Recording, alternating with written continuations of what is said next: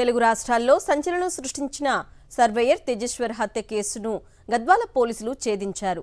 భార్య ఐశ్వర్య, ఆమె తల్లి సుజాత, ప్రియుడు తిరుమలరావుతో పాటు 8 మంది నిందితులను పోలీసులు అరెస్టు చేశారు. హత్య చేసేందుకు నిందితులు ఉపయోగించిన ఆయుధాలు, నగదు, కారును స్వాధీనం చేసుకున్నారు. తేజేశ్వర్ కదలికలు తెలుసుకునేందుకు అతని బైక్కు ట్రాకర్ అమర్చినట్లు ఎస్పీ వివరించారు.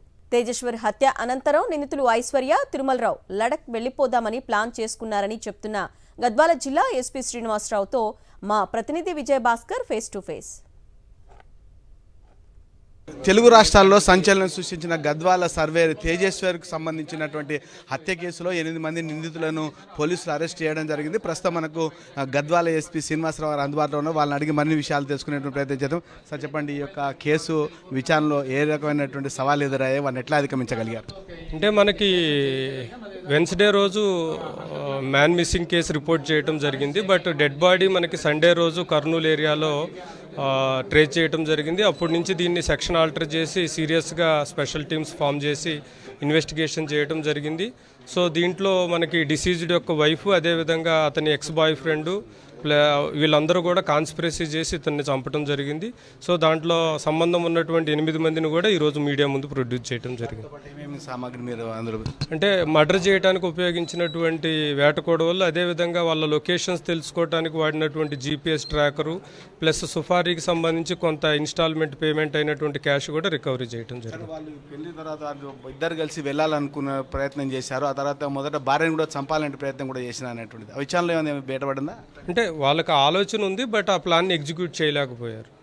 సార్, ప్రధానంగా ఈ సంబంధించి రాష్ట్రంలో అనేకమైనటువంటి ఘటనలు జరుగుతున్నాయి. మీరు యువతకు ఏం చెప్తారు? నేను అంటే మన భారతీయ సాంప్రదాయంలో భార్యకి భర్తల రిలేషన్ అనేటటువంటిది చాలా గొప్పది. సో ఇట్లాంటి 1-2 ఇన్సిడెంట్స్ దృష్టిలో పెట్టుకొని మనం ఏం కామెంట్ చేయలేము. సార్, ప్రధానంగా ఈ యొక్క తేజస్కి సంబంధించినటువంటి విషయాల్లో ప్రధానంగా ఎందుకు చంపాలనేటువంటి నుంచి ఎప్పటి నుంచి ఉంది వాళ్ళకి ఇట్లా? అంటే వాళ్ళకి ఎంగేజ్మెంట్ అయిన అప్పటి నుంచి కూడా ఇతను బతికి ఉంటే కనుక కష్టము, ఈమెను మ్యారేజ్ చేసుకోవడం కానీ ఈమెతో రిలేషన్ కంటిన్యూ చేయడం కష్టం అవుతుంది అనే ఉద్దేశంతో ఎలిమినేట్ చేయాలి. తల్లికి కూడా అతనితో సంబంధం ఉందనేటువంటి ఎంతవరకు కరెక్టేనండి.